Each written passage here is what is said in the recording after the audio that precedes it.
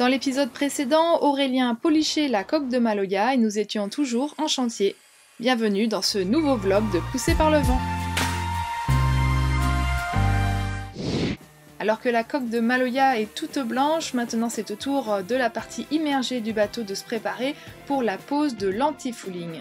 Le déménagement approche, Pilou rentre à bord et c'est parti pour la cabine de peinture pour la pose du M300. Le M300 est un anti-fouling composé à 99% de cuivre pur. Le cuivre est un agent biocide, ça veut dire qu'aucune bestiole ne voudra s'y accrocher. Il est associé à une résine polyester hybride spécifique qui assure la tenue du métal sur la carène et la liaison des particules métalliques entre elles. Ce produit a une longue durée de vie puisque le fabricant nous préconise son remplacement seulement tous les 5 ans. On peut l'appliquer soi-même mais nous on a préféré faire ça par des pros vu qu'on part loin et longtemps et qu'on a décidé de le tester, donc autant mettre toutes les chances de notre côté. Car sur le papier, le M300 a vraiment de beaux atouts.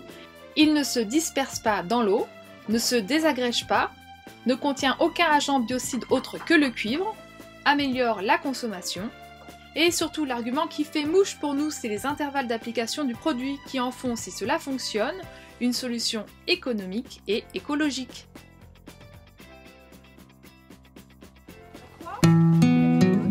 Une fois l'anti-fouling posé, il ne nous restait plus qu'à réaliser quelques travaux, et notamment le changement de la bague du safran. Bon, redescendre Michel et je vais poncer un petit peu. Après quelques essais et quelques coups de papier à poncer, le safran était calé à merveille. Atelier rénovation du secteur de bar pour Aurélien. Heureusement au chantier on sait aussi s'amuser et entre deux travaux nous sommes partis se balader en stand-up paddle sur la rivière Dorée.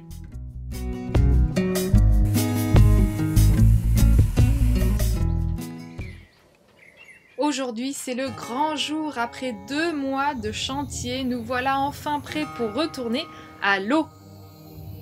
Aurélien n'est pas là, mais c'est Manu qui va m'aider à ramener le bateau jusqu'à la Trinité et avant ça m'aider à la manœuvre de remise à l'eau qui, vous allez voir, est assez originale. Pour remettre à l'eau un bateau en rivière Dorée, il vous faut un tracteur, un bon bout, une bonne sangle et surtout du sang-froid puisque vous allez voir que la manœuvre s'accélère au dernier moment et que je suis censée amener le cul de mon bateau à la petite bouée jaune là. Mais sur le coup, on n'était pas très fiers avec Manu, regardez comme il est concentré sur son petit bout à l'avant.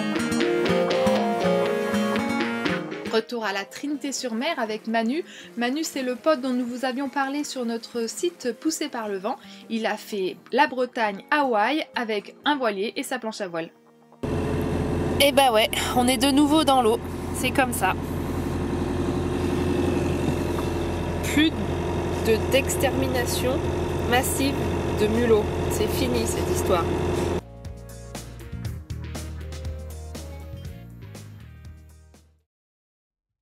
Enfin, Maloya va retrouver son mât et un nouvel enrouleur Pro Furl.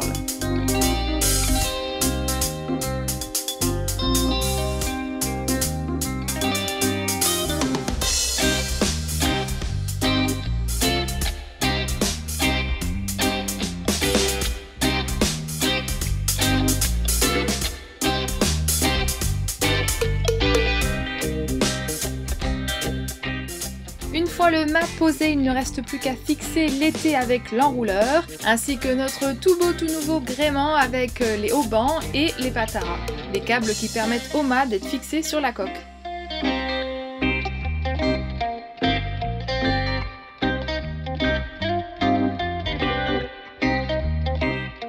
Bon alors, faut que je sois tout à fait honnête avec vous. Hier, en rentrant au port, j'ai fait une petite boulette.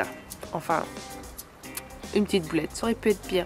Il y a beaucoup de courant dans le port et il n'y avait pas beaucoup de place. Et en ressortant de ma rangée, j'ai tapé un bateau et le bateau il a rien. Mais moi par contre, j'ai fait mon premier gros bobo sur la coque. Donc c'est le métier qui rentre, on va dire. Et du coup, maintenant, je suis bonne pour réparer. Avant de s'amuser, il ne nous reste plus qu'à faire 2-3 petites bricoles comme réparer le lazy bag ou encore faire passer les câbles au pied de mât pour tout l'électronique de bord et même réparer le génois avant de pouvoir réinstaller toutes nos voiles.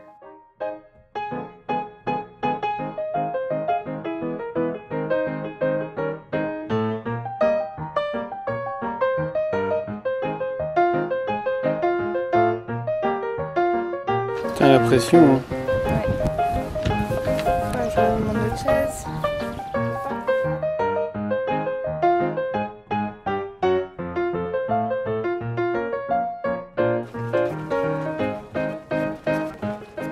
Voici notre nouveau génois customisé avec la ralingue de 5 mm. On était un petit peu embêté tout à l'heure parce qu'en fait notre voile datait un peu de 2006 et à l'époque on faisait encore des 6 mm. Sauf que maintenant toute la norme pour les enrouleurs c'est 5 mm. Donc tout à l'heure quand on a voulu hisser, on s'est retrouvé un petit peu coincé. Donc on a refait faire toute la ralingue. Donc c'est vraiment la bande qui est à l'avant de la voile et qui se glisse dans l'enrouleur. Pour permettre à la voile d'accrocher à l'étai et s'enrouler éventuellement.